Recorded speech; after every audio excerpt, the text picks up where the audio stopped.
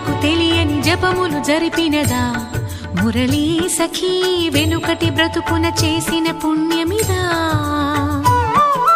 తనువును నిలువున తొలిచిన గాయములే తన జన్మకి తరగని వరముల సిరులని తలచినదా కృష్ణ